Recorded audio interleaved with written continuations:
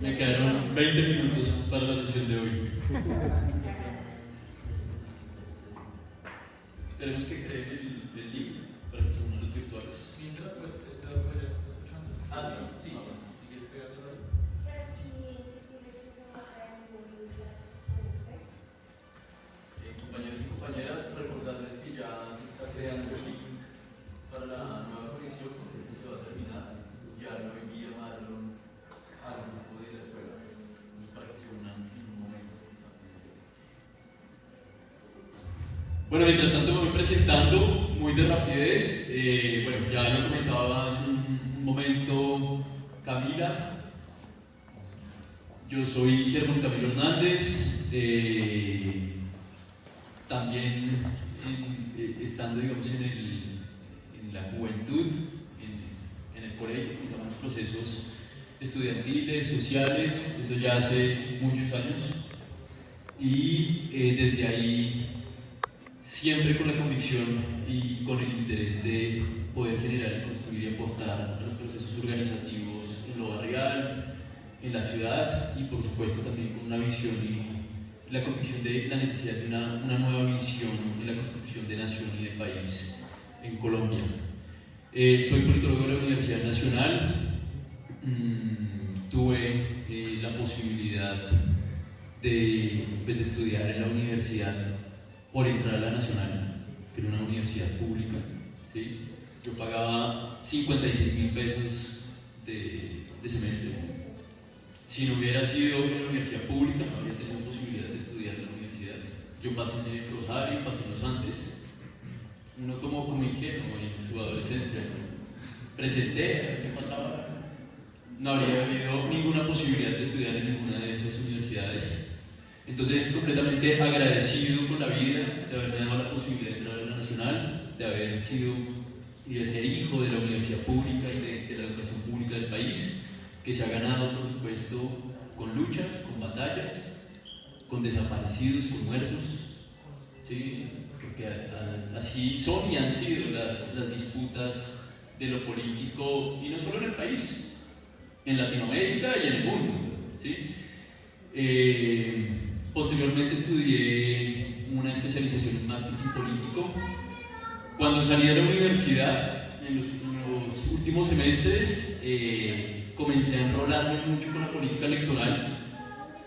En todo el proceso universitario estuve completamente distante de la política electoral, muy de movimiento estudiantil, y luego comenzó esa oleada, que ahorita hablaremos un poquito de eso, de progresismo en América Latina. Y el progresismo y esa onda del progresismo en América Latina lleva a que haya un cierto efecto reflejo en Colombia también. Colombia siempre muy a la sombra de lo que va sucediendo en la región, ¿sí? No ha sido en los cambios políticos muy a la vanguardia, al menos no en lo institucional y no en el comportamiento de Estado. Entonces, muy a la sombra, se dio un pequeño efecto reflejo que fue la alcaldía de Bogotá en ese momento, de la Bogotá humana. Y eso nos lleva a ver que hay una posibilidad, una visión, una agenda alternativa que sí puede llegar a ciertos escenarios en la disputa de lo político, ¿sí? Y ahí se ponen sobre la agenda temas muy importantes, como por ejemplo el agua, como el centro para el desarrollo urbano, ¿sí? Como el centro para el desarrollo político, para el desarrollo económico. Entonces son agendas que no eran para nada normal que estuvieran dentro del escenario y la prioridad del Estado y del gobierno, y vamos viendo esos cambios. Entonces, eso me lleva a decir, tal vez esta es una vía también interesante y posible de la disputa política. Y cerrando el cuento, entonces me lleva a decir, pues hagámosle a ver qué tal conozcamos un poco más de lo electoral. Y eso entonces me lleva a enamorarme de lo electoral, de esa disputa, al menos en ese frente, que es uno de los tantísimos frentes de la disputa y de la batalla política. Estudio entonces una especialización en marketing político y estrategias de campaña en el externado de la Universidad Externado de Colombia. Luego estudio una especialización en gestión pública en la SAP, pensando uno en la importancia y la necesidad de estar cualificándose de manera permanente, de poder cualificarnos y tener también cada vez un perfil, un conocimiento más actualizado, más cercano para ejercer las funciones de gobierno y del Estado, ¿sí? Porque muchas veces nos quejamos como, pero es que era el sobrino, el hijo del político, no sé qué, que llegaron a los mejores escenarios del Estado. Pues nosotros desde los ejercicios alternativos tenemos que estar preparados y cualificados para asumir de la mejor manera esos espacios de la alta dirección del Estado también. Pude hacer una maestría en la Universidad Nacional en estudios políticos latinoamericanos. Digamos que soy un apasionado por los temas latinoamericanos. Y recientemente, el año pasado, pude terminar una maestría en innovación enfocada también en como de cara al sector público en la Universidad Católica de Chile. Fue un bonito regalo de la vida también. Fue a través de una beca del Ministerio de las TICs que pude hacer esa maestría. Y nada, completamente, como les decía, convencido más allá de eso, de la importancia en los escenarios en los que estemos de poder aportarle a la organización social, ¿sí? A la organización barrial, territorial, comunitaria, porque de una u otra manera es a través de la organización que se pueden transformar los escenarios, los estados, los estadios de lo social, de lo político, de lo comunitario, de lo territorial.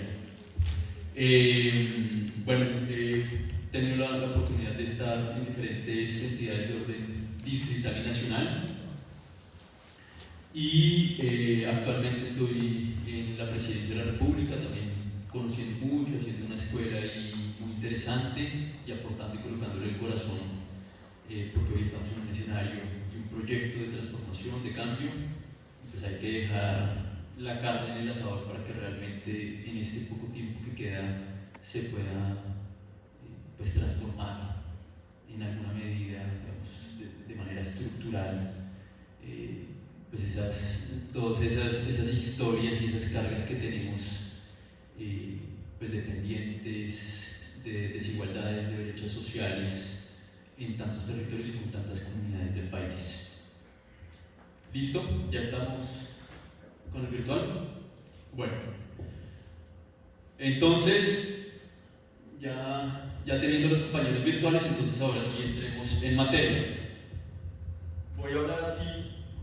¿Sí me oyen los virtuales? No, pero para el video sí, por favor. Ah, ok, listo. Bueno, nos convoca entonces el tema que colocaron rimbombante y bonito: geopolítica, tensiones y qué otras cosas. Disputa y poder global. Disputas y poder global. Listo, perfecto. Lo primero, y normal, arrancando una charla, ¿a ustedes qué les evoca o qué se les viene a la mente cuando les hablan de geopolítica?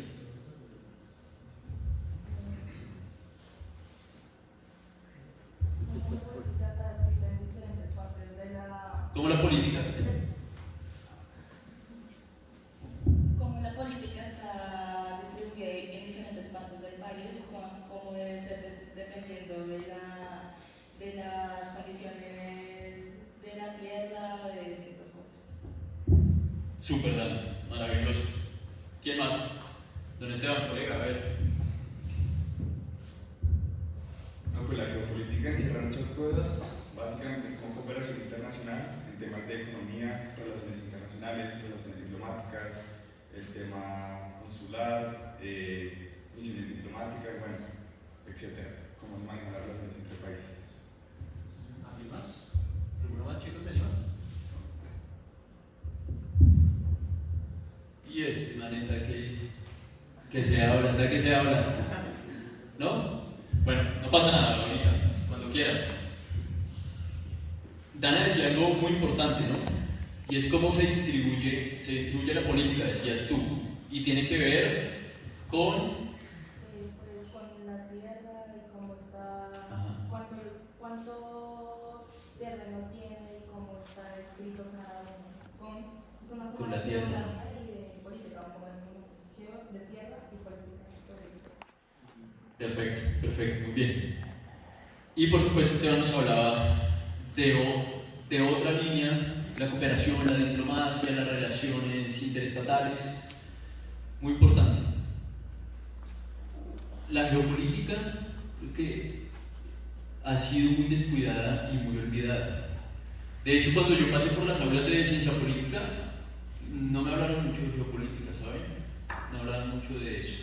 Y me parece que durante varios años ha sido una escuela que ha quedado en los estudios de la política, de la ciencia política, incluso de las mismas relaciones entre estados, muy relegada, ¿sí? Porque usualmente se ha asumido es la posición de la cooperación, de la diplomacia, y la geopolítica nos evoca como un montón de situaciones complejas, de tensiones y de conflictos que estallaron en un momento de la historia de la modernidad, en los que ya hoy ya no estamos, ya estamos lejos, ¿no? Hoy ya tenemos la ONU, tenemos una suerte y una serie de organizaciones internacionales que nos permiten que los estados cooperen, ¿sí? Que haya unas mejores relaciones entre los estados.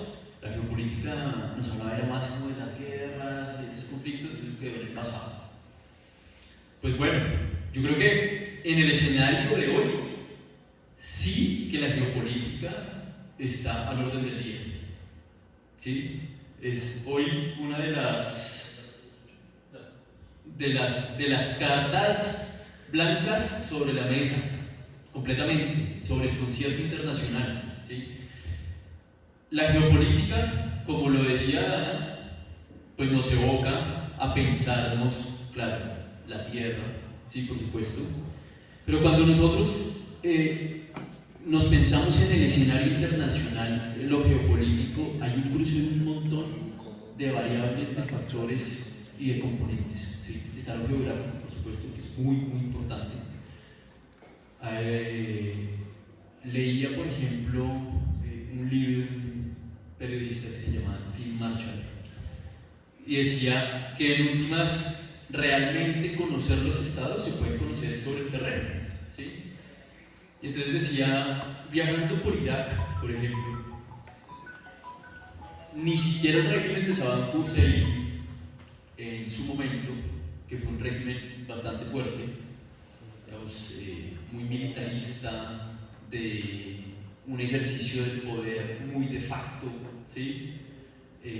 Con un autoritarismo muy fuerte, y ahorita vamos a entrar en este escenario que se comienza a poner muy chévere, porque esto es un rompecabezas de 1000 piezas, porque claro, aquí entran ya otras variables que son las religiones, son las etnias, y allá digamos que Saddam Hussein, claro, todos musulmanes, pero ellos eran sunitas, ¿sí? Que es una de las líneas, de las varias, de las múltiples líneas de la religión islámica, ¿sí?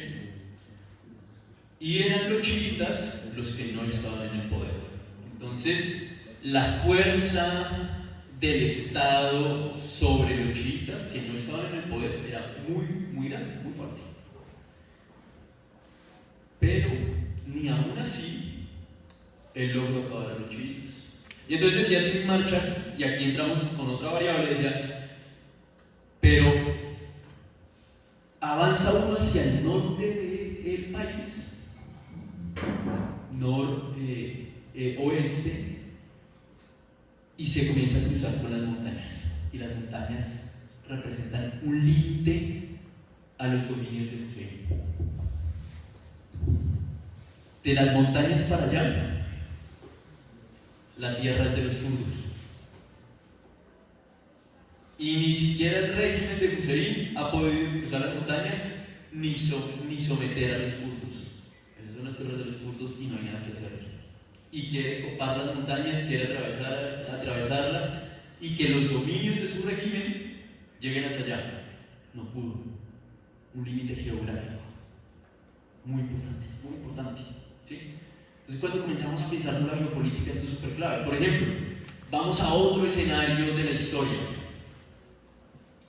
Estados Unidos, ¿cuándo se independiza de los británicos. Estados Unidos podríamos pensar que se divide geográficamente, haciéndolo de manera muy simple, en tres grandes territorios. Uno, que es el de las llanuras del este, que es donde está Washington, Nueva York, que es un escenario de llanuras con muchos ríos pequeños, pero navegables y muy fértil. Entonces ahí es donde arrancó Estados Unidos su proceso de desarrollo y de expansión. Y se encuentra con los montes Apalaches. Después de los Apalaches viene una llanura inmensa que está atravesada por el río Mississippi, ¿sí? Y al que llegan una multiplicidad de ríos. En el siglo XVIII logra Estados Unidos quedarse con ese territorio que era francés. Y el territorio del sur, la Florida, que era español, ¿sí? Y aquí comienza la explosión del desarrollo económico gringo. ¿A través de qué? De la navegabilidad del río Mississippi. ¿Ven la importancia de la geografía? Y se encuentran con un límite gigantesco que eran los dominios del Imperio Español en ese momento: México, California, Nevada, lo que hoy Nevada, Utah, Arizona, que era donde explotaban el oro, donde quedaban las grandes minas de oro, ¿no? Y ustedes ven las películas por ahí de vaqueros. ¿Ya han visto las películas de vaqueros por ahí? Y en la conquista van a caballo, no sé qué, a la conquista del oeste, del lejano oeste. ¿Sí se acuerdan de eso o no se acuerdan de eso? ¿Sí lo han escuchado por ahí? ¿Ya han visto películas de vaqueros? ¿O ya es solo para los señores? Ahora hay series de la colonización Del oeste. Norteamericano. Bueno, y si no las han visto, invitados, es interesante. Ahí digamos todo un contenido y una carga histórica muy bacana. Por lo menos soy. Eso. Cuando sale el río Mississippi y el loco el Bob, ¿cómo era? El del sombrero. El amigo, sí. El amigo y todo eso. Entonces, como de la expansión norteamericana de ser. Sí, total. Bueno, entonces, eso para mostrarles, digamos, cómo la geografía incide de una manera muy importante en el desarrollo económico, en el desarrollo social, en la composición demográfica, ¿sí? Hoy dicen incluso que el país hispanohablante que más hispanohablantes tiene en el mundo es Estados Unidos. Y seguro que sí, con la cantidad de migraciones de latinos a Estados Unidos. Seguro. Y entonces ven cuando entra Trump y decreta, eso no estaba, decreta el idioma oficial de Estados Unidos, el inglés, ninguno más. Ven la carga, digamos, política y de proyecto político que hay acá. Es en un escenario completamente geopolítico, porque estamos hablando de las migraciones, de la transformación demográfica de un país como Estados Unidos. Y comienzan a sacar latinos a lo que pueden, ¿sí? Pero bueno, ya vamos también a eso. Eso es solo para comenzar a integrar, entonces, cuando hablamos de geopolítica, y quiero en este primer espacio, en este primer momento, que comencemos entonces a reconocer esos componentes importantes de lo geopolítico. Entonces, hablamos de ese componente geográfico que es súper clave, que también se pierde mucho en los estudios de la geopolítica, incluso en los procesos políticos. Cuando estudiamos procesos políticos, comienza a haber una carga muy fuerte en la historia, y la geografía se corre para un lado, ¿sí? Y en tiempos recientes, 20 años para acá, ha comenzado a darse una explosión de beca. Tenemos que volver a ponerle atención a lo geográfico, ¿sí? Y comienzan los estudios. Pues, digamos, hablando del tema geográfico, es muy importante analizar el tema del aliado, ¿cierto? Sí. Digamos, el ejército nacional no ha podido realizar pues, la retoma del aliado por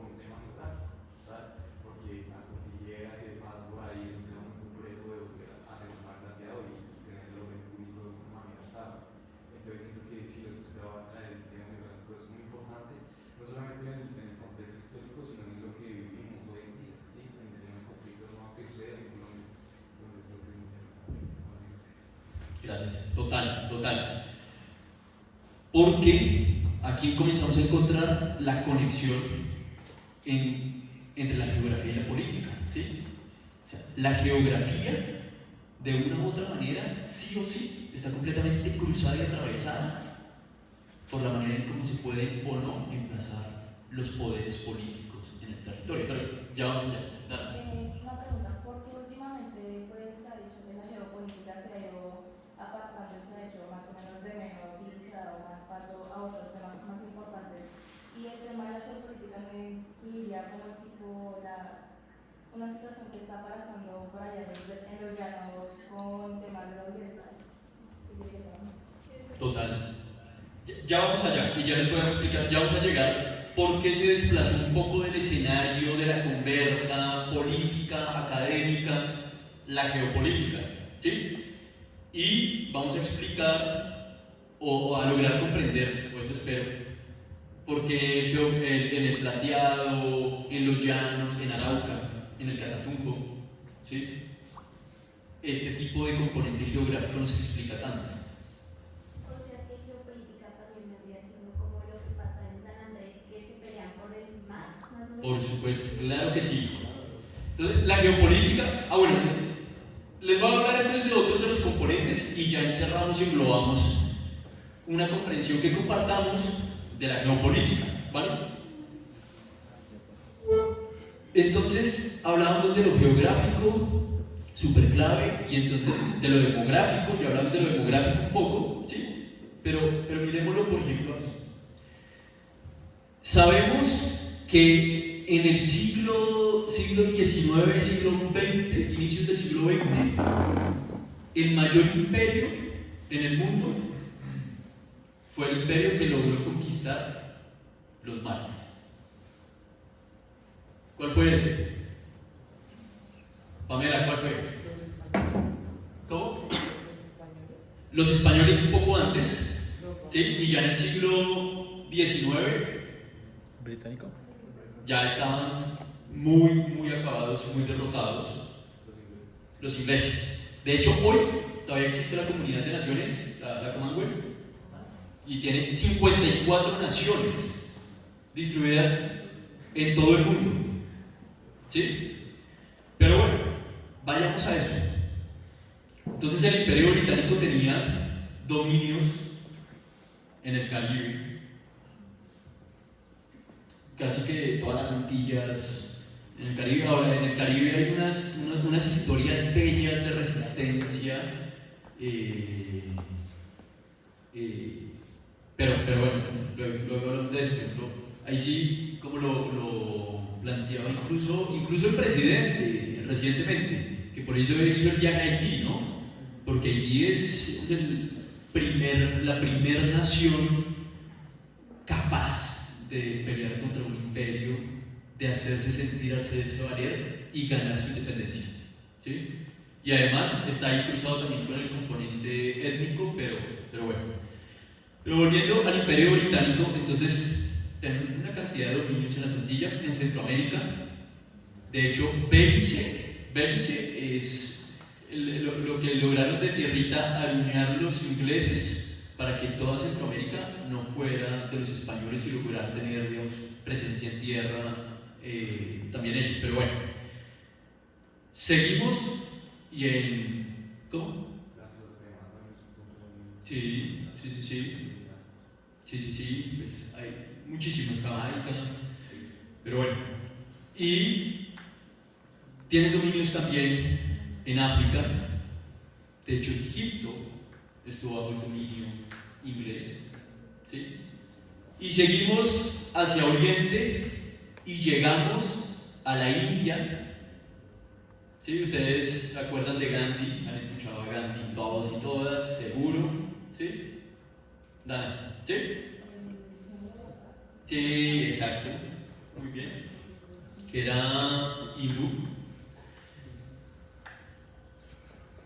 Que bueno, uno puede criticar un montón también el proceso de Gandhi, ¿no? Porque hay quienes dicen como no, pues que viva el pacifismo y esto es una muestra de que con la paz se pueden alcanzar independencias, se puede ganarle a un imperio, pero claro, aquí había un contexto histórico también que venía marcando ya un desentendimiento también del imperio británico con esas colonias que estaban allá. Ya estaban como cansados un poco, sabían que tenían que recular, que reunificar más bien su fuerza, sus ejércitos y demás en otros escenarios, otros contextos internacionales que eran de mayor interés para ellos. Pero bueno, más allá de eso, estamos ubicados todos más o menos espacio-temporalmente en la India. Y estos manes, listo, ya nos fuimos de acá, vamos a entregarle esto a los indios, a los hindús, que es diferente, ¿no? No todos los indios son hindús. Y les dejan ahí su tierra, les dejamos la tierra. Y pasa algo similar a lo que pasó con los procesos de descolonización en el África.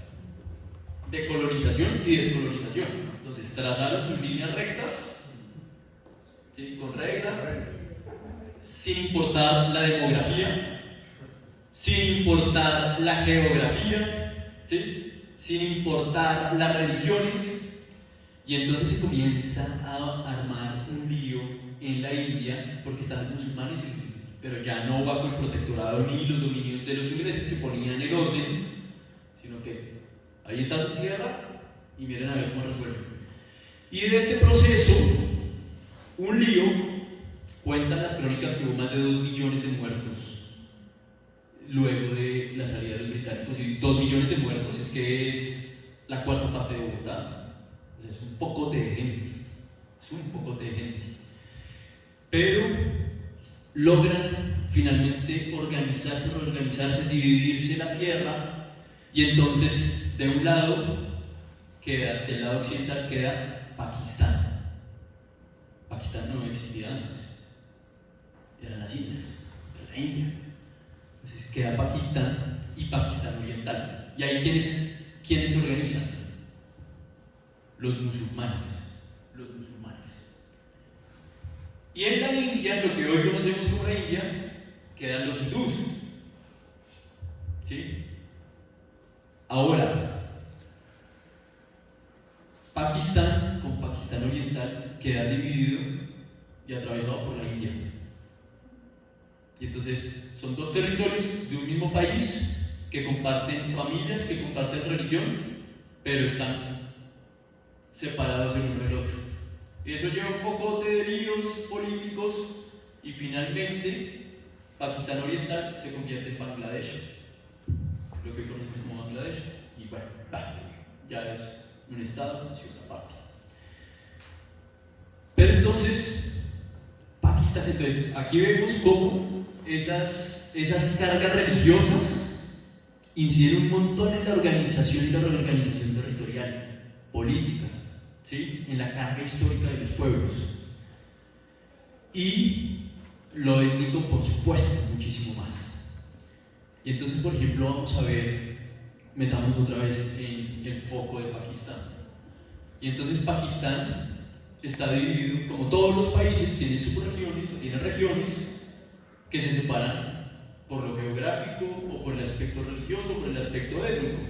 Y en Pakistán entonces encontramos, por ejemplo, de un lado a los baluches, de otro lado a los Sindh, ¿sí? De otro lado al pueblo mayoritario que son los Punjab, y de otro lado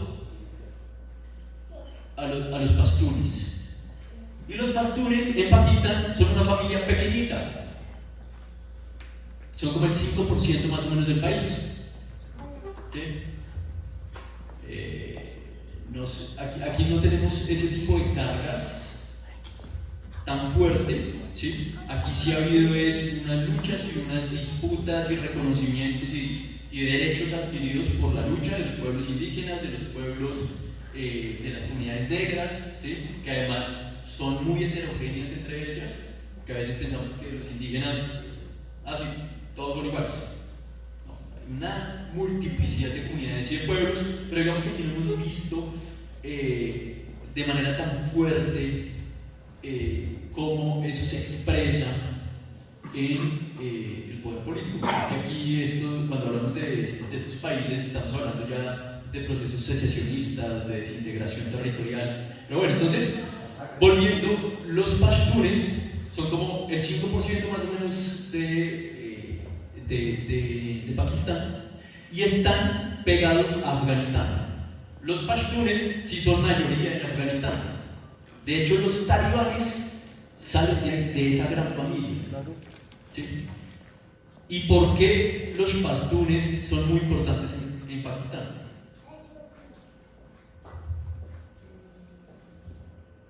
¿Por qué se les ocurre?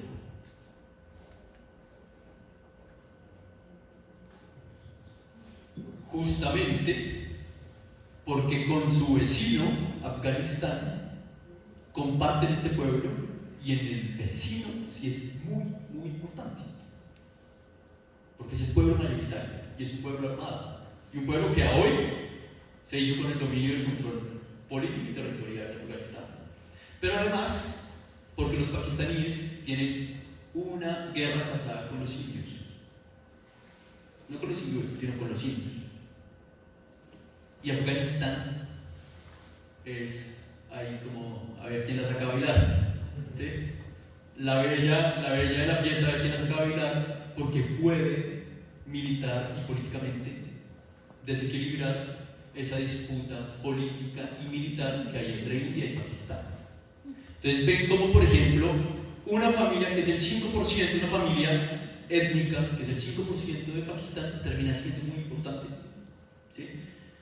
Y cuando llega en 2011 esa presencia militar gringa a coparse Afganistán y le dice a los pakistaníes que ustedes son aliados míos aquí, ustedes tienen que cargarse de estas manos y ustedes tienen inteligencia militar que nos permite cargarnos a los grandes mandos acá en Pakistán pero también en Afganistán. Y ahí cómo le hago, porque claro, yo soy el aliado de Estados Unidos, tengo que cumplir, pero también estos son mis aliados territoriales. Cuando Estados Unidos se vaya, si me queda aquí el lío a mí y me queda el desequilibrio de poder con Afganistán e India. Entonces ven ustedes cómo, digamos, esos componentes étnicos son importantes.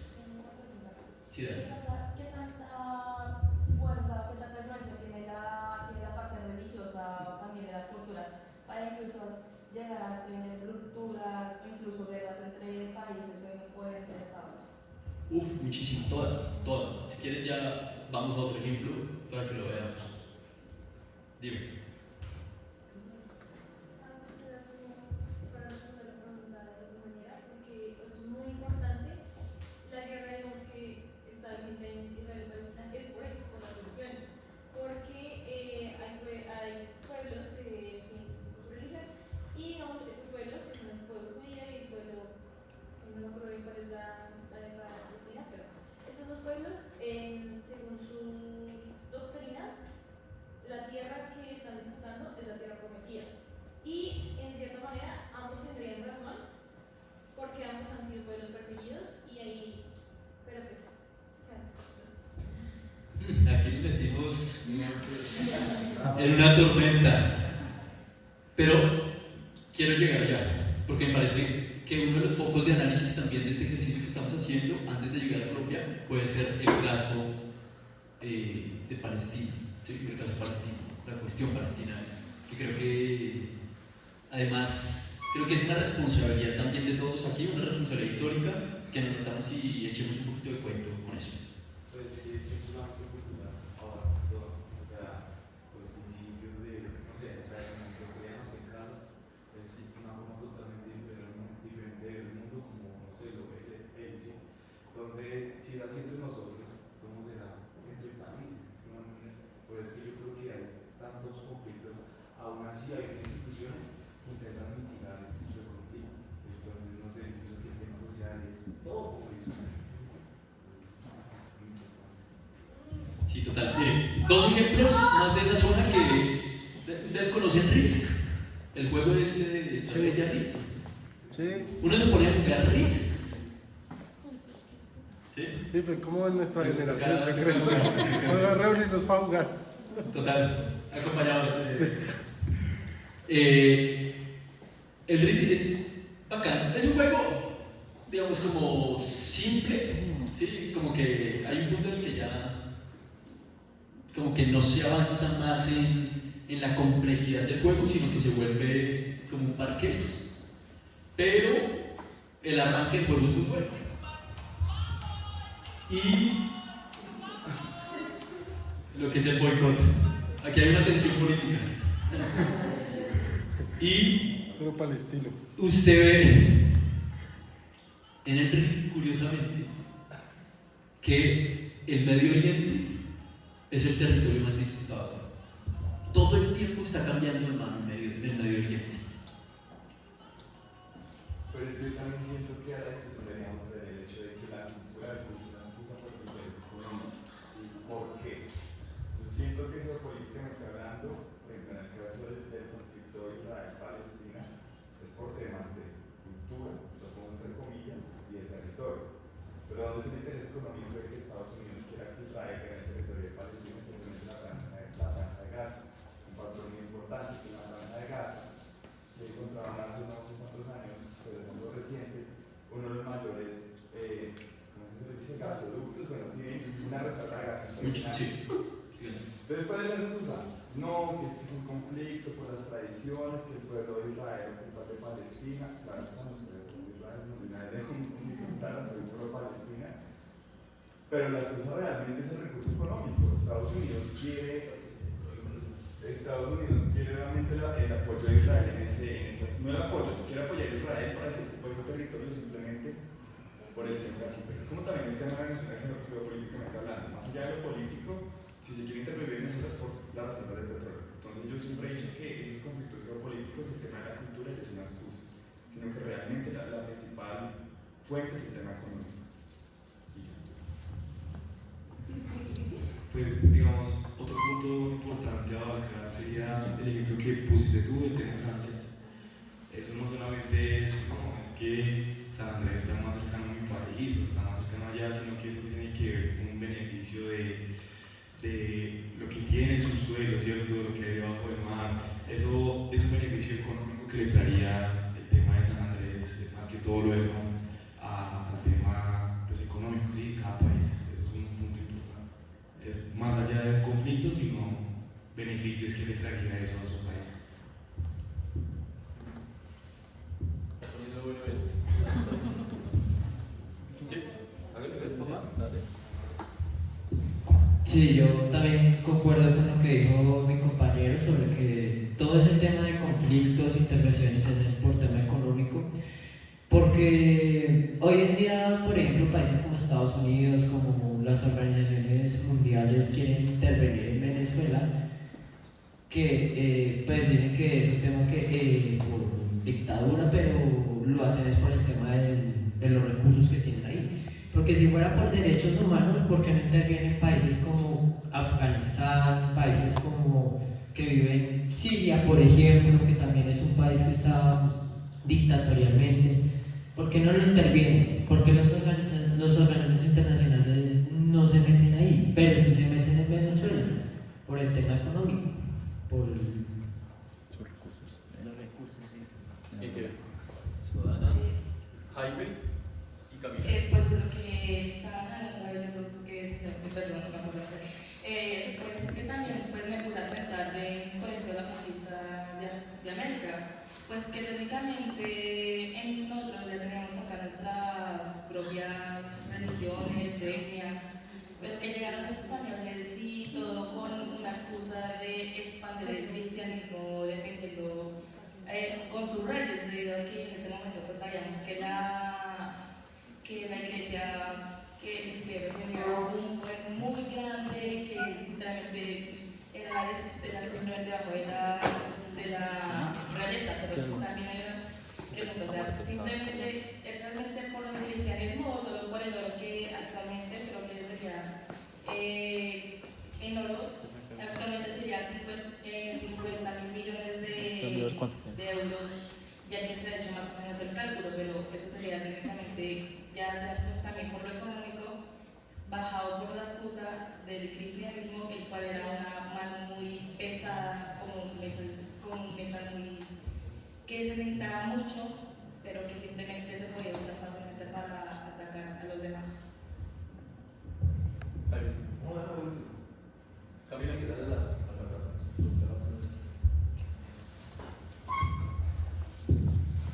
Bueno, yo estoy de acuerdo con que muchos de los intereses de las potencias actualmente son económicos, pero también hay que recordar que Estados Unidos ahora tiene un enemigo más fuerte que yo creo que lo que fue en la Guerra Fría, que fue Rusia, ahora lo tiene con China. Entonces también la economía es una forma de expandirse ellos en su pensamiento, para que no llegue acá el socialismo en China, para que no empecemos a pelear nosotros empezamos a pelear con sus enemigos, porque yo siento que también quieren intervenir en Venezuela, pero porque saben que Venezuela con una llamada llega a Rusia y se arma la de Troya. Y por eso Petro no quiso como romper relaciones con Venezuela, que mucha gente lo criticó, pero yo digo, o sea, se arma la de Troya y los primeros que tienen que ir a frentear eso somos nosotros. ¿Y cuál sería el frente? Sería el norte de Santander. ¿Pero qué falta en el norte de Santander? La disputa del territorio por los grupos armados, por la economía de los territorios que cultivan coca.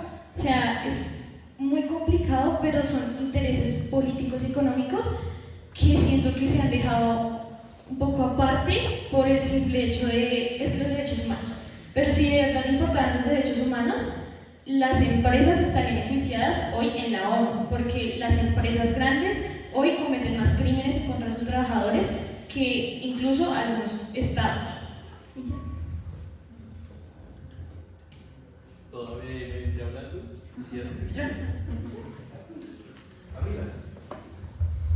Bueno, fue afortunada la intervención de Camila porque precisamente yo iba digamos, a hablar algo al respecto de lo que ella planteó. Y es lo siguiente, o sea, estamos de acuerdo en que en la mayoría de las guerras de los escenarios de geopolítica se mantiene una dinámica, digamos, de intereses económicos o de la economía global o mundial, ¿cierto? Yo no desconozco eso y sería muy ingenuo de mi parte pensarlo. Pero lo que llamo también, digamos, un poco es a pensarse no solamente en una respuesta simplista, porque me parece también simplista que uno diga, no, es que todo es económico, todo es económico. No, es que si bien la economía juega un papel importante en la geopolítica, tampoco lo es todo, porque uno podría encontrar muchos escenarios como lo que ha planteado la compañera aquí del tema religioso, y si es verdad, es una realidad. Uno puede mirar, por ejemplo, el conflicto en Irlanda del Norte, Irlanda del Sur, donde el conflicto entre católicos y protestantes. O podría pensar también en los ejemplos que estaba dando el doctor Camilo cuando hablaba de Pakistán y de las tribus. Y entonces uno dice, bueno, ¿y por qué se matan entonces los Hutus y los Tutsis en Ruanda? ¿Cierto? Entonces hay un escenario y vamos a venirnos más cerca. Entonces vamos a venirnos más cerca porque los otro lado están pensando mucho también en lo suyo. Le dice, bueno, ¿qué pasa alrededor del Catatumbo? Y cómo las relaciones entre Venezuela y Colombia, las diferencias o los límites geográficos, cómo funciona ahí. ¿Todos son realmente económicos? ¿O hay, digamos, unas dinámicas ahí, digamos, armadas alrededor, digamos, del ELN? Y el ELN, bueno, finalmente el ELN está del lado colombiano, está del lado venezolano, o ya es una guerrilla que ha, digamos, mutado una dinámica totalmente distinta, que uno puede decir, no, es que la dinámica de ellos o la lógica del ELN es la de la economía ilícita, la del narcotráfico, pero realmente es efectivamente así, o desde sus inicios ha sido así hasta ahora.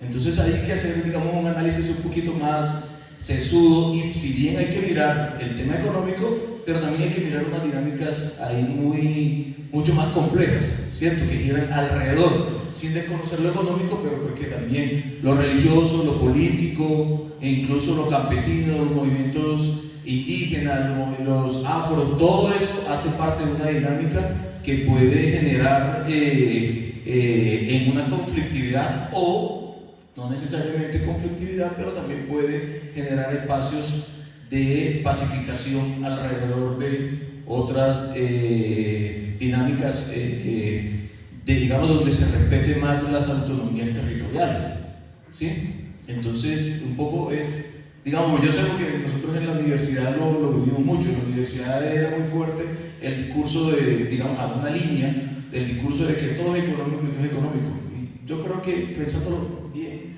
hay que entender la línea económica, pero también hay otras cosas que también juegan un papel muy importante. Pues lo que está diciendo Jaime, que tiene razón, ya que hay muchos motivos, distintas razones, ya sea propias o por una comunidad entera, por las cuales se puede causar una problemática. Y pues también de que, por ejemplo, otra situación podría ser la sobrepoblación que tenemos ahorita, debido a que eso causa migraciones también ilegales, lo cual causa muchas dudas debido a que hay también una mala organización territorial, el POT o el POT, que también tiene mucha importancia, que también tiene que ver con la geografía política de cómo se distribuye. Bueno, gracias a todos y todas por esos aportes, esas reflexiones. Creo que se pone muy bueno esto. Yo no sé si son o muy marxistas o muy liberales aquí.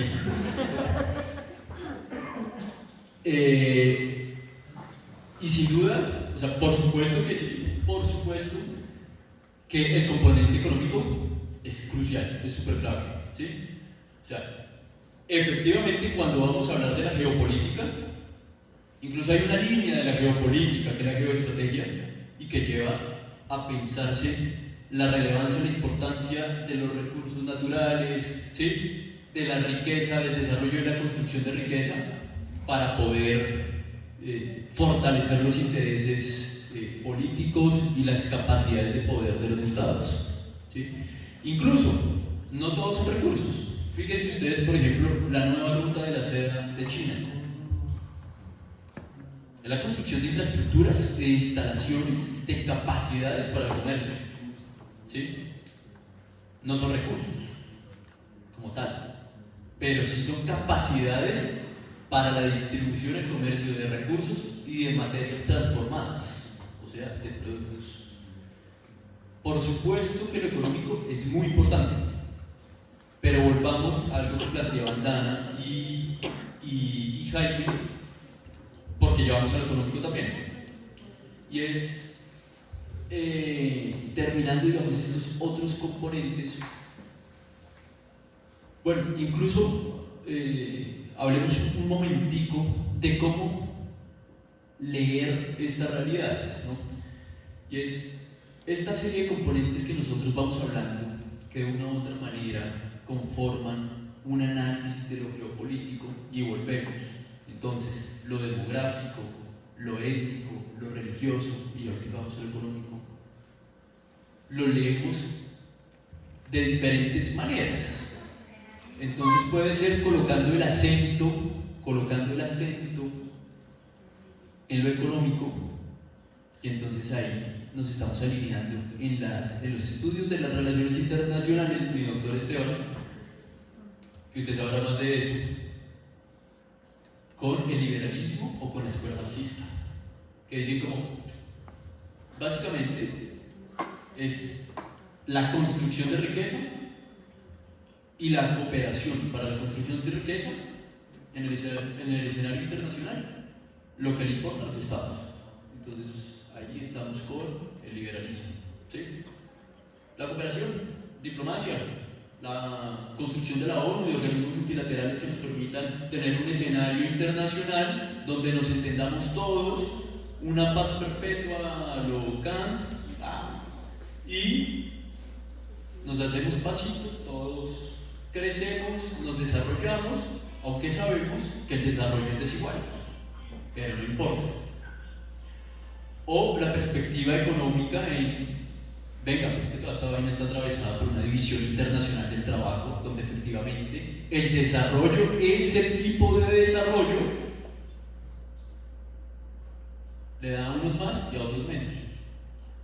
Y unos son los que comercian, producen, se llevan recursos de otros territorios, y los otros son los que ponen la mano de obra, por ejemplo, ¿sí? Incluso en el escenario de la globalización, por ejemplo, el capital del trabajo está internacionalizado, está globalizado, ¿sí? Pero las mercaderías se globalizan para ganar más, ¿sí? El trabajo, en cambio, se localiza. Yo siento que no se globaliza, sino se localiza para que puedan ganar menos. Entonces, ¿por qué la instalación y el desplazamiento, por ejemplo, de las maquilas o de las grandes empresas automotrices, por ejemplo? Ahorita que estaba muy en boga por las sanciones de Trump, ¿no? Y entonces estaban hablando, no, entonces hay como que van a tener que reubicar nuevamente varias de las empresas automotrices que se trasladen de México a Estados Unidos. ¿Por qué estaban en México? ¿Para darle empleo a los mexicanos? Porque los queremos mucho. ¿Por qué? ¿Por qué, Camila? Punto. Listo. ¿Sí? Ese es un análisis desde la economía política, o sea, un análisis más marxista. Hay otros análisis, como el del realismo, que es una de las escuelas clásicas de las relaciones internacionales. Entonces nos dice, venga, aquí no hay un escenario internacional, no hay un sistema internacional, sino que esto es un lío, ¿sí? Un caos internacional, y cada quien jala para su lado, cada estado jala para su lado, y cada estado se comporta como se comporta la naturaleza humana, ¿sí? Y es cada quien buscando su seguridad, su beneficio, así tenga que cargarse el resto. Punto. ¿Sí? Y vemos hoy, con la manera en cómo se está reacomodando la geopolítica internacional, que pareciera que estuviéramos volviendo a un escenario de esos. Porque si ustedes ven, no solo en Estados Unidos, sino en la mayoría de los países, incluso de la Europa, tanto occidental como oriental, los procesos políticos y electorales de ultraderecha y nacionalistas, ultranacionalistas, cada vez tienen más fuerza, o han ganado. Y esos ultranacionalismos, ¿a qué nos llevan? A que se rompa el escenario y la visión y la perspectiva liberal de un escenario internacional amistoso, amable, donde todos le hacemos caso a los tribunales internacionales y a la ONU, aunque a veces igual si podemos no hacerles caso, mejor, como en el caso de la cuestión palestina, pero bueno. Pero eso se está rompiendo, ¿sí? Y hoy lo que está emergiendo es una profunda militarización internacional, ¿sí? Y un ejercicio de realismo duro. Y finalmente, otra visión también es la que pone más el acento en las cuestiones culturales, étnicas, religiosas, en las subjetividades, y dicen, claro, yo puedo entender el escenario internacional de todas estas otras maneras, pero ¿en dónde quedan los componentes étnicos? Hay guerras étnicas, hay guerras étnicas, hay guerras religiosas y guerras cruzadas por la religión y por la etnia. En el Líbano, en Siria, ¿sí? En la mayoría del Medio Oriente, pero además en el África subsahariana, digamos, como lo planteaba por ejemplo Jaime Oitika, Ruanda, en la República Democrática del Congo. Son guerras muy fuertes donde hay un componente económico, claro, hay un componente muy militar, porque hay incidencia también de otras, de las potencias europeas o de Estados Unidos, pero hay también un componente cultural, étnico y religioso muy fuerte que no se puede desconocer. Si lo quitamos de la ecuación, estamos comprendiendo un pedazo de la realidad y nos está faltando el uso. Andrés. Qué bonito.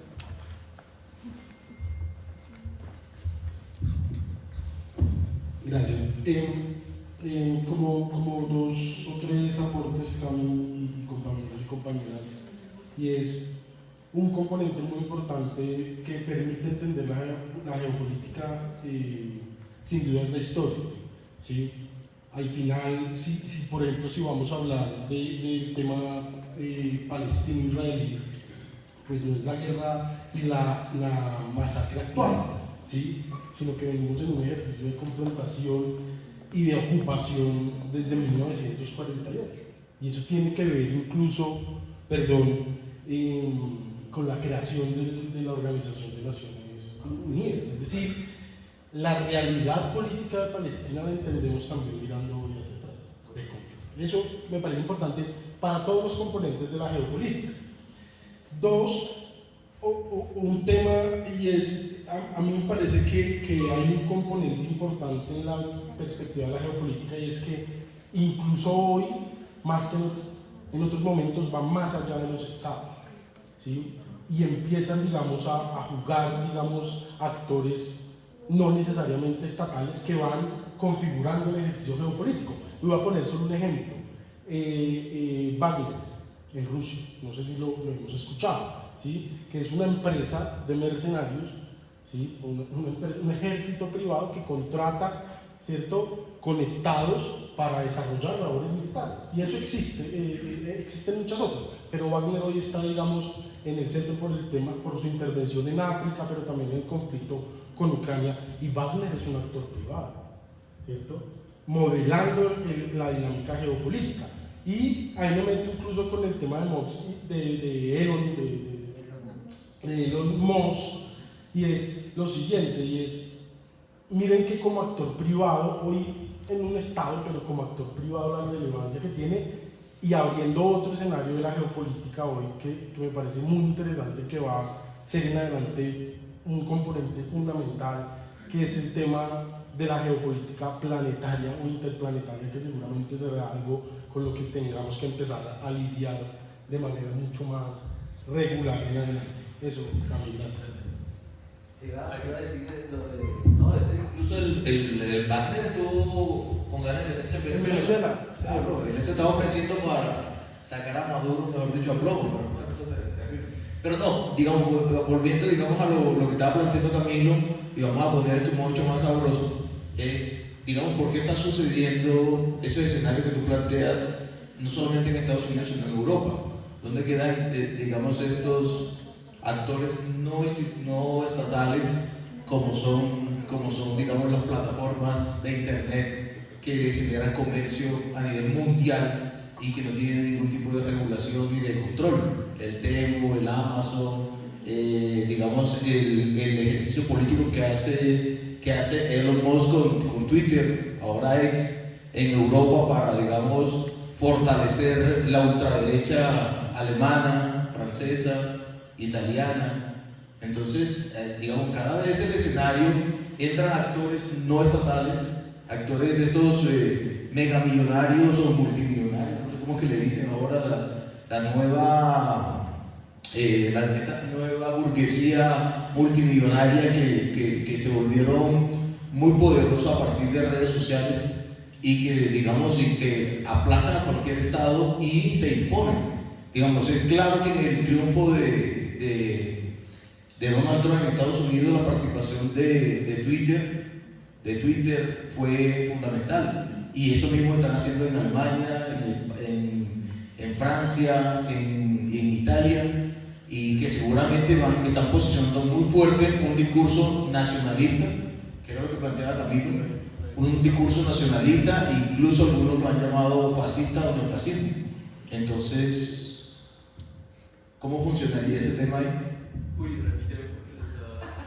No, el papel de estos actores que, digamos, entre comillas, le dicen a la gente o le cuentan a la gente que son simples plataformas o que son redes sociales donde la gente puede ejercer la libertad de manera, pues es que aquí es el escenario democrático por excelencia, porque aquí se participa y todo el mundo puede escribir y puede decir lo que quiera, pero realmente son actores políticos que están incidiendo en que hoy los movimientos de ultraderecha o algunos, incluso muchos, rayando con el tema del fascismo o los neofascistas, se impongan, porque es que no van a decir que es lo más democrático que Donald Trump para dónde.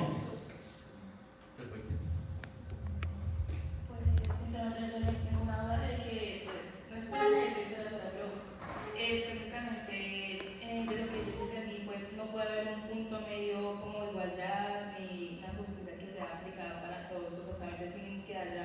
un conflicto ya sea armado, filosófico, pues como se menciona en el libro El Leviatán de Thomas Hobbes, de que el hombre siempre va a ser lobo para el hombre debido a que ya por naturaleza va a ser siempre egoísta, vanidoso por sí mismo y pues incluso cada acción que queremos tener por justicia va a ser simplemente por egoísmo propio sin darnos cuenta. Está preparada el libro. Sí, que si te sientas que ya da la clase. Ah, sí. Sí. Yo creo que está muy chévere, además hemos logrado ir alimentando la conversa, está muy interesante la conversa y han salido varios temas interesantísimos. Yo quisiera, uno, coger una cosa de lo que plantea Jaime y Andrés, y es que fíjense que en últimas hablamos aquí de otras tensiones políticas que son las discursividades, ¿sí? Que son los relatos construidos. Y eso tienen unos metarrelatos que son los que los explican, los construyen y les permiten, digamos, su desarrollo ideológico y que cale en las sociedades. Pero tiene también unos ecos y unos reflejos esos relatos. Y son, de una u otra manera, este relato, por ejemplo, de la democracia, ¿sí? Que nos han vendido, y no estoy aquí colocando una posición política en contra de la democracia, no, solo quiero que hagamos este ejercicio de estudio y analítico. Nos dijeron, desde que se terminó la Primera Guerra Mundial, ¿sí? Eso claro, tiene unos precedentes históricos mucho más antiguos, pero desde que terminó la Primera Guerra Mundial, que terminó con algo de lo que quiero ahora explicar, un momento que fue el Imperio Otomano, acabó con el Imperio Otomano, se acabó con los grandes imperios y fue la primera emergencia de Estados Unidos al escenario internacional, a comenzar a tomar la vanguardia internacional. Pero fue ahí que nos comenzaron a decir que la democracia era buena y era necesaria para todos los pueblos, ¿sí? Y en el 60, por ejemplo, para contrarrestar lo que en su momento ya era la Guerra Fría y el metarrelato del comunismo, nos dijeron los liberales que es que hay que tener democracia y participación en todo lado y un Estado-nación, ¿sí? Un Estado como lo tenemos en Colombia, unitario, que englobe a todas las naciones, a todos los pueblos que están subsumidos, ¿sí? Y que logre construir una identidad nacional que con participación permita a través del juego democrático que se defina cómo las instituciones se dan y se desarrollan en el país. Y aquí entonces en el 60 en Colombia, impulsando ese discurso, entonces comenzaron a mandar además ayuda económica, ¿no? Y entonces Kennedy, por ejemplo, entonces se desarrolla por la visita de Kennedy con la Alianza para el Progreso y entonces mandan a construir casas para la gente que dejen de pensar en que hay que organizarse o que tienen que pelear o exigir sus derechos. Y ahí van las casas y esta es la vía del desarrollo y la vía bonita para tener mejor bienestar, mayor bienestar. No estoy diciendo que no, pero lo que quiero aquí señalar es cómo nos han vendido y se ha vuelto una verdad absoluta que nadie puede refutar, que es la democracia, la manera de hacer la política en el mundo. ¿Sí? Pero en Arabia Saudita no hay democracia. Pero son los aliados máximos, son uno de los máximos aliados de Estados Unidos en el mundo. ¿Cómo se explica eso? ¿Sí? Pero no solo Arabia Saudita, sino varios de los estados de Oriente Medio que no tienen ni asomo de democracia son aliados de Estados Unidos. ¿Sí? Entonces, evidentemente que hoy hayan unos multimillonarios que a través de la explosión y de los nuevos negocios y de las nuevas maneras de la comunicación que permite transmitir los relatos y construir las visiones globales de cómo debe ser el mundo, estén apoyando otros proyectos así no sean democráticos. pues no es de sorprender, o sea, es parte del juego, ¿sí? O sea, la democracia se construyó y se ha convertido en un relato que está bien en unos escenarios y es importante en unos escenarios, pero cuando en Siria hoy el THC está pasando por encima de los derechos humanos, está acabando comunidades, pueblos y familias masacradas, de hecho están crucificando gente, ¿sí? Haciendo una evocación de las guerras religiosas más sangrientas, ¿sí? No pasó nada.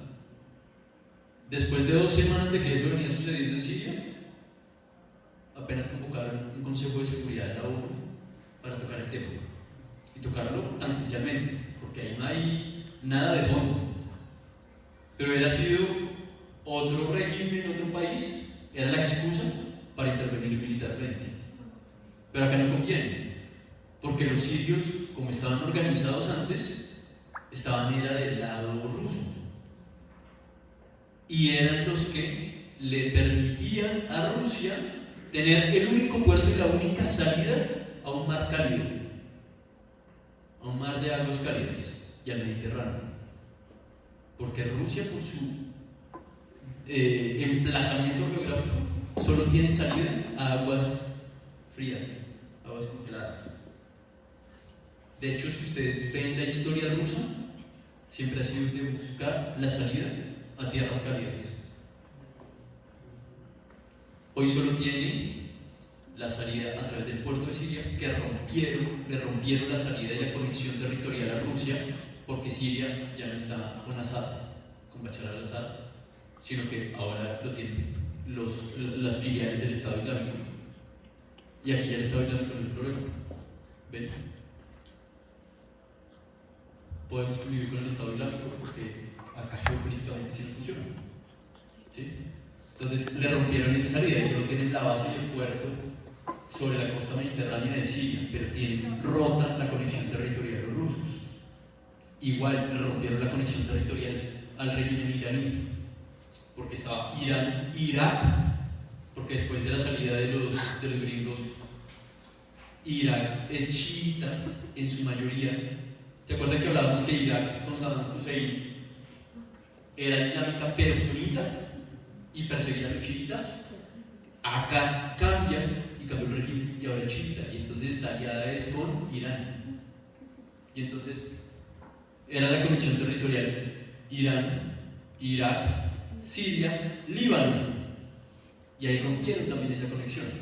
Por eso Siria era tan importante y hoy es muy importante para los occidentales, y entonces podemos convivir sin problema con que el Estado Islámico se haya tomado eso, porque sacó a los que le permitían el fortalecimiento territorial a Irán y a Rusia. Ahí sí no pasa nada. ¿Qué? Sí, es que ahí volvemos a lo mismo.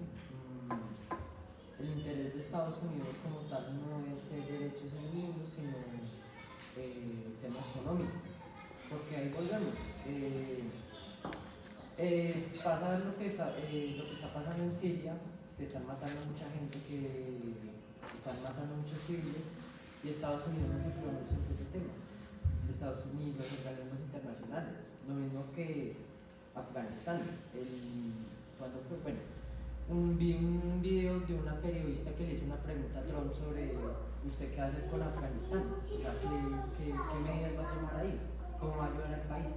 Y Trump cambió la conversación totalmente y no ha hecho nada. Pero el otro día también pues, le impuso sanciones a Venezuela porque es obvio que tiene intenciones en el tema de producción. O lo mismo que en Palestina. Trump quiere ayudar a Israel a combatir Palestina.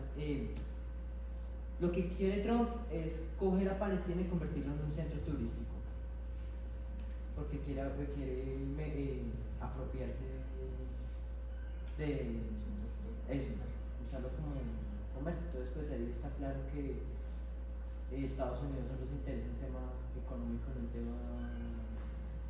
Sí, por supuesto.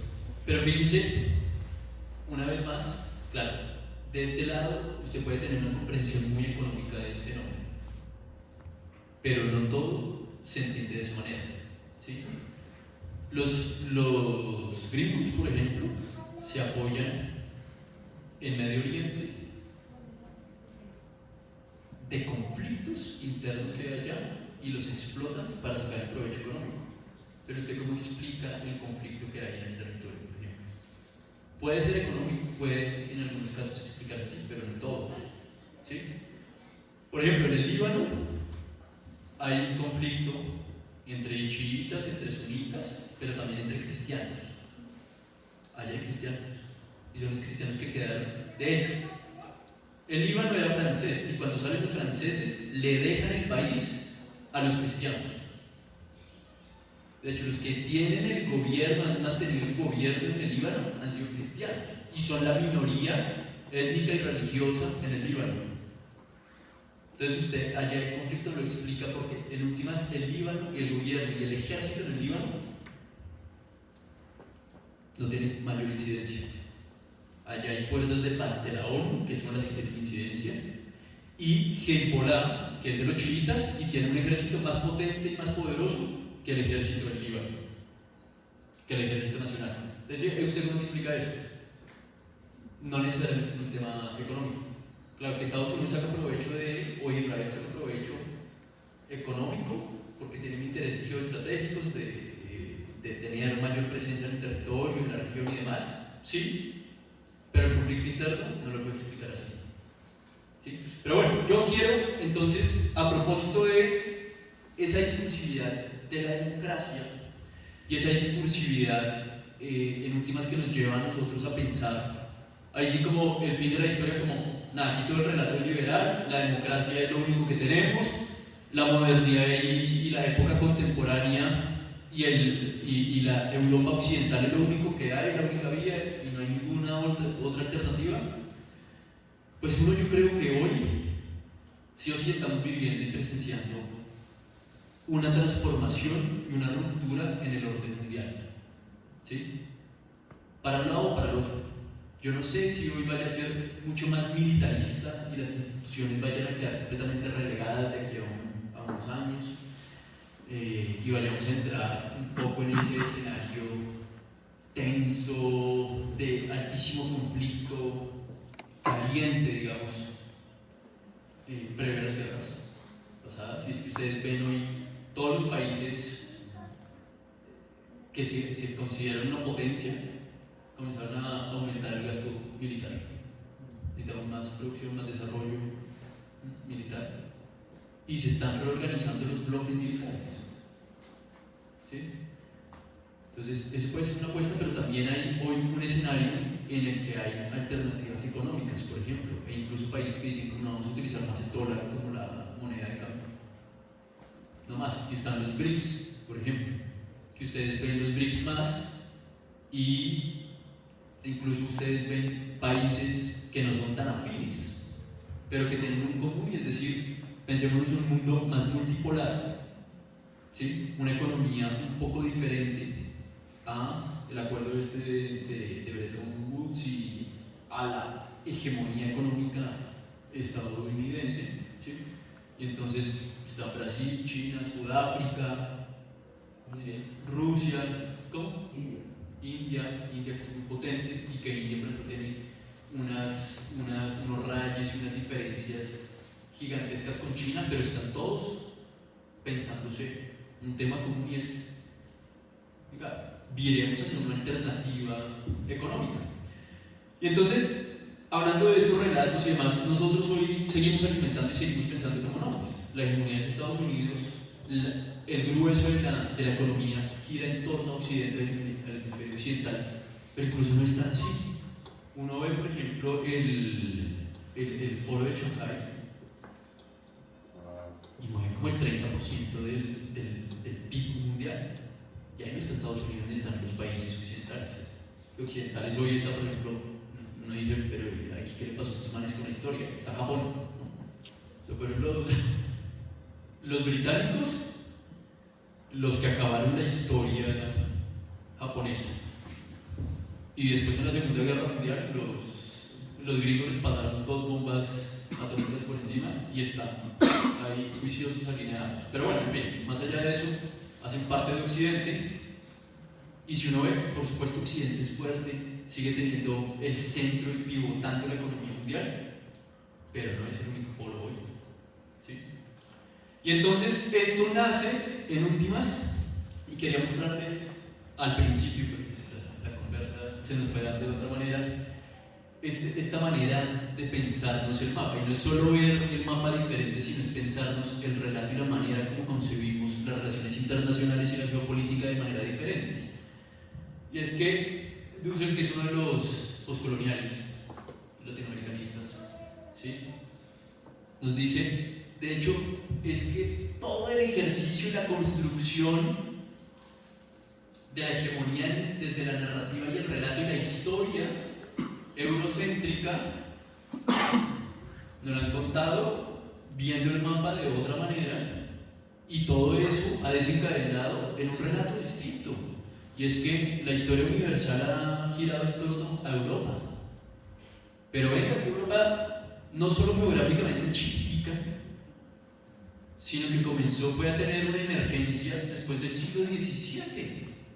Tú pensabas en Londres y en París antes de eso, y eran barrizales.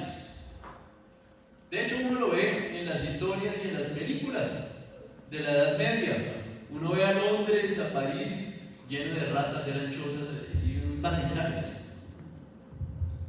El desarrollo científico, el desarrollo del conocimiento, de la técnica, de la cultura,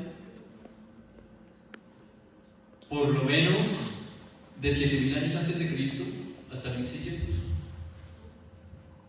giró y pivotó, fue en torno a Asia, al Magreb africano, o sea, el norte de África, Asia y China.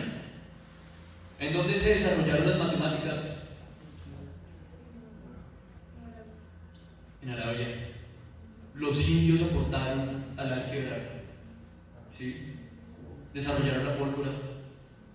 Usted de hecho ve, incluso también, pues vamos a eso, a la cinematografía de aquellas épocas. Usted ve los imperios árabes, los sultanatos, los califatos, y era una vaina bella, ¿En dónde se desarrolla la civilización humana? ¿Cuáles son las primeras ciudades? Nos llevan a ubicar Mesopotamia, por ejemplo, ¿sí? Esa cultura riquísima de la que emergieron un montón de ciudades entre el Tigris y el Éufrates, en Irak, en Siria, ¿sí? No fue Grecia, no fue Roma, que es de donde bebe el eurocentrismo, que nos llevan a ocultar y a silenciar esa otra historia. Y eso nos pasa también en el análisis de las relaciones internacionales y en el análisis geopolítico, ¿sí? Nos silencian otras formas, otros actores, otras capacidades muy importantes que incluso tenemos nosotros en nuestros pueblos, ¿sí?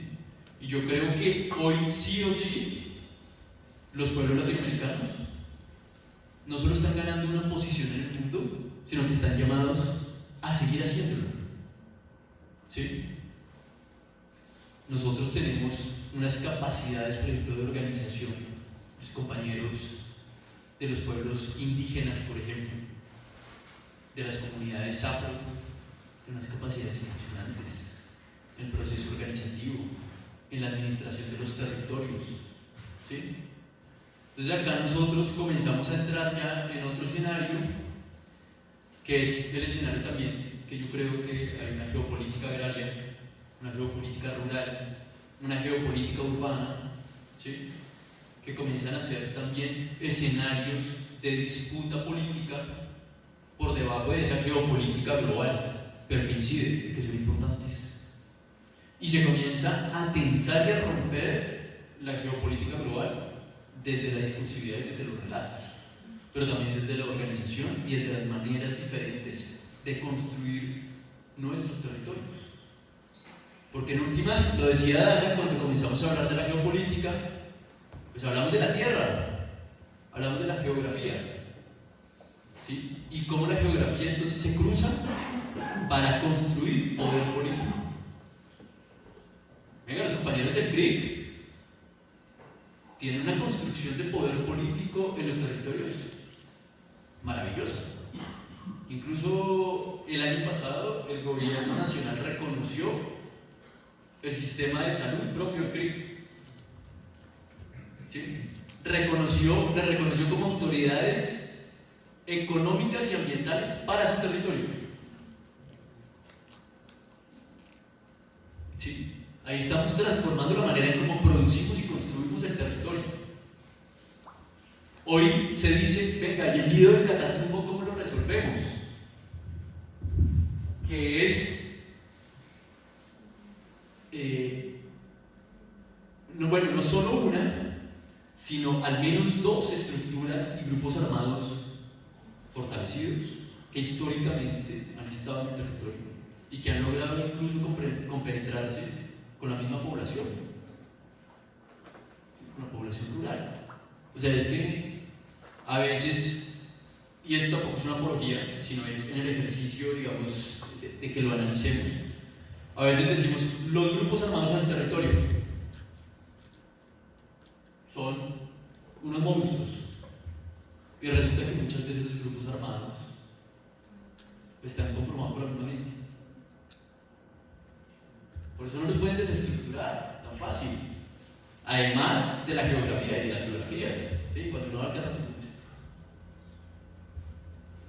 en las selvas son todos los climas, es además una insuficiencia de infraestructuras. ¿Sí? O sea, ¿tú cómo montas una cadena logística para mantener un ejército allá si no tienes ni carreteras? O sea, desde lo militar, desde la concepción y la perspectiva militar, ¿cómo montas una cadena logística si no tienes carreteras? Que eso, por ejemplo, es lo que ahorita en el conflicto ucraniano-ruso ha tenido muchísima relevancia. Los rusos quedándose con los ferrocarriles, rompiéndole las vías para acabar con las líneas de vida, las líneas de suministro. ¿Acabamos?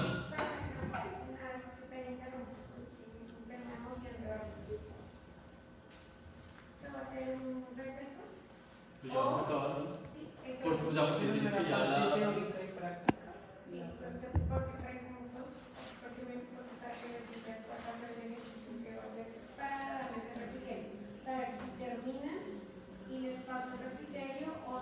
No, si quieren vayan entregando el refrigerio. Ya aquí vamos a cerrar un poco la discusión y vamos a entrar al ejercicio práctico. ¿Listo? No, está bien. Entonces, volvemos al Catatumbo. No hay infraestructuras para montar las cadenas logísticas, pero además tenemos la presencia de unos grupos armados que históricamente han estado en el territorio. ¿Sí? Pero además tenemos un Estado que hoy, al menos desde este gobierno, muestra una intención de pensarse socialmente el Catatumbo. Decir, pues pucha, sí, es que no hay escuelas, no hay universidad, no hay salud para esta gente. De hecho, hay un compromiso con el pueblo de los indígenas barís, por ejemplo, de los barí, de montar el hospital. Ahora, si eso sea posible, viable, no lo sé. No lo sé, infraestructuralmente, tecnológicamente, sanitariamente, en fin. Pero pues está ese compromiso. Pero es la visión de decir, pucha, el territorio también es social y hay que responder socialmente y no solo trayendo pocote de militares para que se retome el territorio. ¿Sí? Pero, ¿cómo haces tú para desestructurar esos grupos armados? Tú puedes cargarte a los que quieras. Y eso ya he visto no solo en la historia, sino en los ejemplos que queramos. Siempre quedará alguno de donde van a seguir surgiendo y fortaleciéndose los diferentes grupos. ¿Sí? Que en este caso, creo que sí puede haber en esos grupos un componente que en su momento fue ideológico, que hoy puede estar mucho más inclinado ya a unas economías de fortalecimiento ilegal del mismo conflicto, porque es que hablaba una vez con una persona en Arauca, tiene compacto el departamento, ¿sí? Y allá sí que se ve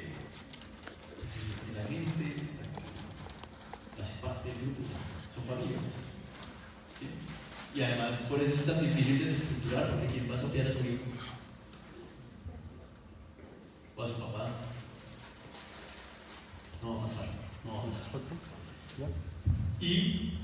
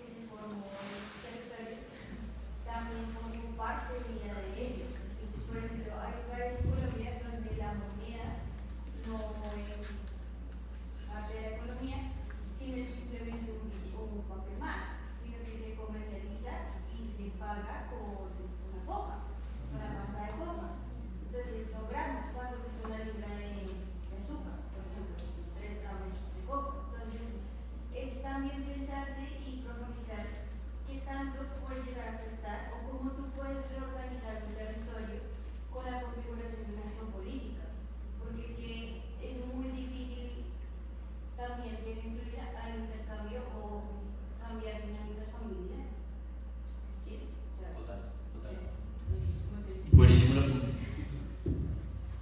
Son esos componentes los que nos permiten llegar a pensarnos en cómo sí o no se puede transformar el territorio. ¿Sí? Ahora, ¿el territorio para qué y para quién? Porque queremos que en Catatumbo, yo creo que todos aquí queremos que no haya muertos civiles inocentes. ¿Quién no? Todos, ¿no? Pero es entrar al territorio para que el territorio sea para el campesinado. ¿O para quién? ¿Para producir más palma aceitera? ¿O para producir qué? Que de hecho la palma aceitera ha sido de las que mayores daños ambientales en el territorio a las organizaciones les han generado, aunque económicamente es muy rentable. Y eso nos lleva a pensarnos también en la geopolítica de lo urbano, y es decir, por ejemplo, Bogotá hoy comienza y cada vez, incluso escuché tal vez la semana pasada una propaganda, si mal no estoy, de la alcaldía de Bogotá, que decía como algo así como que Bogotá abierta para ser el punto más importante de la región, no me acuerdo, una cosa así de conexión, pero básicamente haciendo una apología a que sí o sí se siga fortaleciendo el proceso de Bogotá como un eje y un epicentro de las conexiones económicas, de transporte de carga, de mercaderías y de pasajeros para América Latina. Eso ya viene sucediendo, y por eso, tal ahora nos hablaba del POT. En el POT está la acción estratégica de ampliación del aeropuerto. O sea, eso no es un problema barrial, no es el problema de los habitantes de los barrios de Engativá Fuego. Hace parte de la geopolítica global y de la geopolítica urbana. ¿Sí? Hay una decisión, una definición de que Bogotá cada vez sea más importante como punto de conexión y punto de transición para la economía. ¿Sí? Y por eso decía, cuando nos pensamos este tipo de rupturas y de disputas también del sentido, de la narrativa y de las proyecciones del territorio, es el territorio para qué y para quién, cómo lo vamos a organizar. ¿Sí? Eso, digamos, un poco en ese sentido. Y finalmente,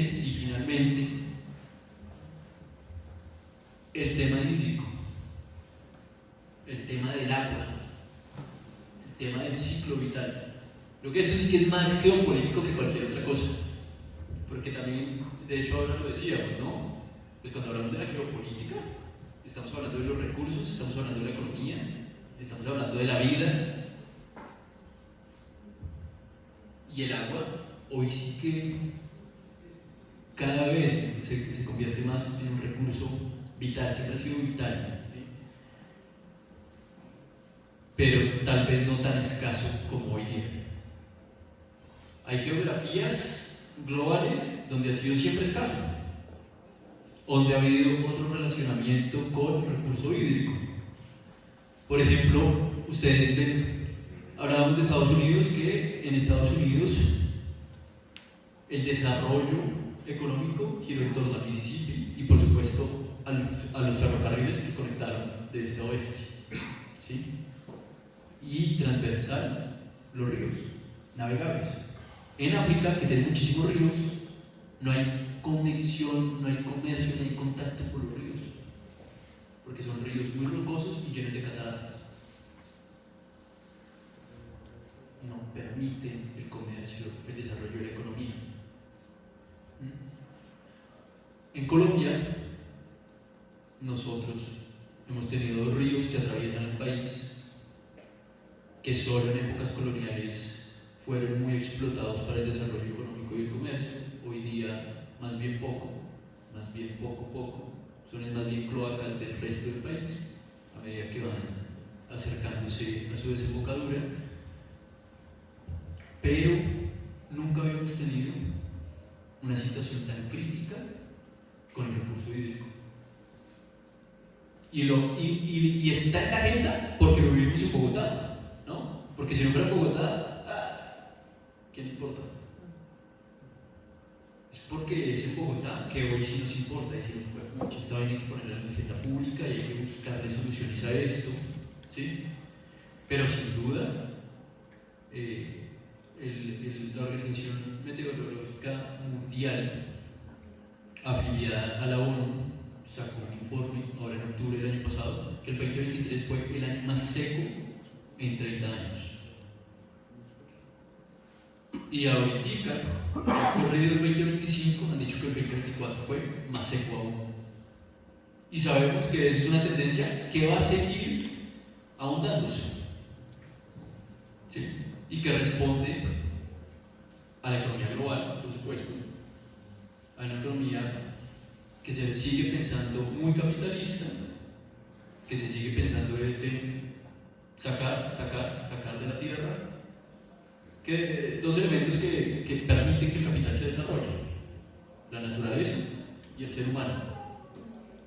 O sea, ya sí de por sí ya tenemos un problema con el agua, entonces, ¿por qué los distintos países o potencias mundiales no le ponen como un paro también en un corte de agua a las grandes empresas como las Coca-Cola?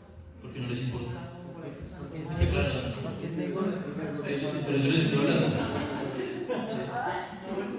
Sí, no les importa. Ya le doy la palabra que. Porque hay que seguir permitiendo que la economía fluya. Punto. ¿Sí? Trump no acaba de decir que el cambio, sigue insistiendo en que el cambio climático no existe. Y sacó de varios de los acuerdos ambientales con Estados Unidos, que es uno de los mayores generadores de contaminación. De todo sentido, en todo sentido. Pero espérame que mi iba a hablar y ya. Sí, todo es un negocio, porque, por ejemplo, escuché sobre el tema del proyecto de resolución ambiental. Sí, era algo sobre un tema ambiental, no me informé bien de qué trataba realmente. Pero el alcalde pues no lo aplaudió porque según él se ponían en riesgo algunas obras y eso, pero era un proyecto que pues, según tengo yo entendido, beneficiaba con el tema ambiental, o sea, ayudaba a la ciudad con el tema ambiental, y pues no lo apoyó porque pues obvio, según dice él, dañaba el tema del desarrollo, pero como ahora está la situación en Bogotá con el tema del agua, con la contaminación, yo creo que se veía Bogotá fijando en el tema ambiental, y pues no lo aplaudió pues porque obvio es negocio y les destruye el negocio a ellos. Entonces pues pienso yo. ¿No?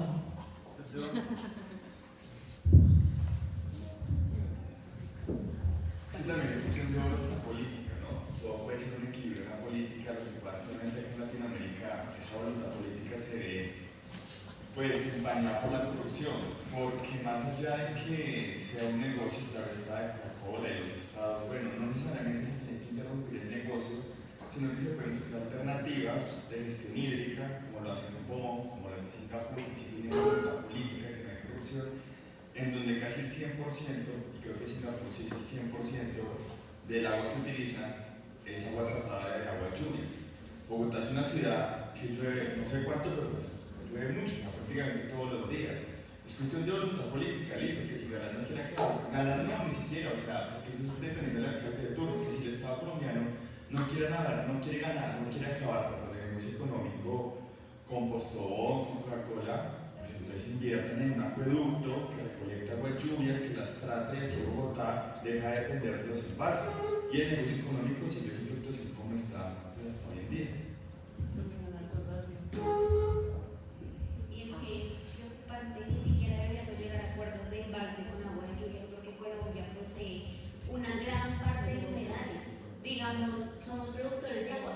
Y si es negocio, porque aquí en el humedal Santa María del Lago quieren construir un colegio. O sea, no me importa si es un colegio, los humedales ni siquiera deberíamos tocarlos. No deberíamos buscar alternativas como, ay, es que recolectemos agua de lluvia, cuando somos productores de agua. Pero sí, hay que buscar alternativas porque ya no tenemos agua. Pero muy importante. A ver. Pues digamos que a mí también me parece que, ya que hablabas como de la apropiación como todo lo latinoamericano, también tiene que ver con que yo siempre he creído que acá como que la colonización también como que nos deja muy tostados y siento que el colombiano es muy arrodillado a lo exterior. Algún país, no sé si es Bolivia, creo que ellos ya prohibieron McDonald's, bueno, pero no lo dejaron entrar, pero sí se puede ser latinoamericano. Entonces, porque el colombiano regala esos recursos, o sea, porque a mí no me cabe en la cabeza y pues me hará feo, pero cambiar un agua natural, un jugo natural, una fruta, por una gaseosa llena de azúcar que te envenena, que te mata, que te envejece, que te da cáncer, eso es algo estúpido. O sea, entonces el colombiano también es como si idiosincrasia, todo lo gringo, todo lo de afuera es mejor, todo lo artificial es mejor, y acá, entonces, y ahí también va el desprecio hacia los campesinos, hacia los indígenas, y hacia un montón de cosas. Entonces, para mí que sí necesitaría como una apropiación fuerte y realmente como una revolución, porque negociar una compañía que financia la muerte, que realmente llega y explota y ni siquiera es de una manera consciente, porque Coca-Cola desperdicia millones y millones de litros de agua y las industrias textiles, eso cómo se va a negociar, tarde o temprano nos van a dejar sin agua. Perfecto, Pamela. Yo sí, bueno, Camila, y les planteo dos cositas para que cerremos porque ya se nos agota el tiempo. Puede ser chistoso que estemos hablando de eso y es el día del agua. Y mi hermana estudia ingeniería química y me contó que es absurdo lo que se hace acá en Bogotá porque la principal planta residual solo trata como el 30% de las aguas potables que llegan a Bogotá, o sea, trata de la lluvia, creo que es. Lo cuentes, o sea, es absurdo cuando es la principal y está en medio de todo. Es lo que decía, compañera, no me acuerdo, de tratar el agua de lluvia. O sea, me parece absurdo que una ciudad donde se inunda todos los días, donde el transporte colapsa todos los días porque está lloviendo, ese mismo día yo no tengo agua. O sea, es muy absurdo. Pero más que voluntad política, bueno, no, sí estoy de acuerdo con que es voluntad política, pero es también la obstacle, o sea, es que sí, porque una persona puede tener ese proyecto de ley, pero el proyecto de ley o dice que sale muy caro o las empresas empiezan a poner problemas. Y cuando se va el capital extranjero de acá en Colombia, creo que es la compañera, entonces Colombia entra en riesgo, que de hecho podemos decir que históricamente el único que no se le ha arrodillado a Estados Unidos fue Petro.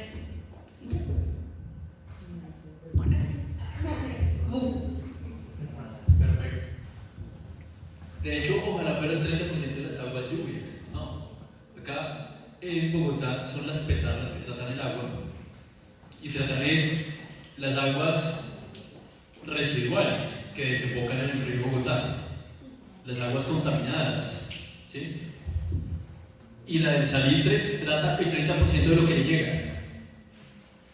Pero hay otras desembocaduras en el río Bogotá que no son tratadas. Y la petarca nomás, que ha tenido un pocote de dinero de inversión, no funciona. hoy no funciona. Entonces, ni siquiera hemos avanzado en el uso, el reuso, en el uso de las aguas lluvias, tratamiento y uso, y lejos del reuso de aguas, que la experiencia de Singapur es maravillosa, porque es que ya avanzan no solo en el tratamiento de aguas lluvias, sino en el reuso de aguas, que eso ya es otro cantar, ¿no? Con este tema del agua, entonces, sin duda, en Bogotá no solo no ha habido una planificación del agua, no ha habido un relacionamiento de nosotros como comunidades que habitamos el territorio, comprendiendo el agua en su importancia, ¿sí? Sino que la planificación que ha habido es una planificación de cara, ahí sí, completamente al negocio, a lo económico. Lago de Torca, que está al lado de la autopista norte, que se inunda, lo que hace es romper las conexiones ambientales del norte, ¿no? Y le pasamos una autopista al humedal. Lo que queríamos hacer con la LO, algo similar. Y la oposición, Kevin de Galán, frente a la resolución que emitió el Ministerio de Ambiente, es para poder expandir la ciudad inmobiliariamente hacia el occidente, hacia la sabana. Y la sabana sí que también es importante ambientalmente, muy importante, y mucho más de cara a la conservación y la preservación del recurso hídrico. Hoy nosotros hemos roto el ciclo hidrológico en el país y en el mundo, y estamos a puertas de que no sea reversible, y por eso llueve un momento torrencialmente y después sale el sol. Rompimos el ciclo hidrológico. ¿Cuándo habíamos visto el río Amazonas reducido a su mínima expresión en su caudal? Cuando es el río que tiene el mayor caudal del mundo. ¿Sí?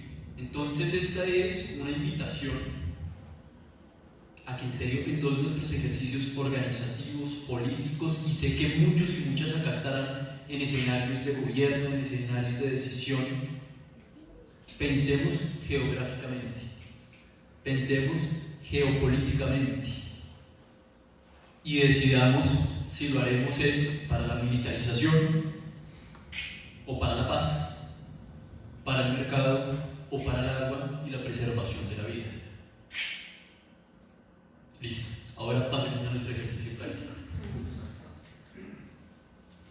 Yo creo que hay algo que no abordamos y que me parece muy importante, que es la cuestión palestina. Podemos hacer el ejercicio así, o podemos hacerlo con el plateado, que tampoco lo tocamos mucho. ¿Qué prefieren? Plateado.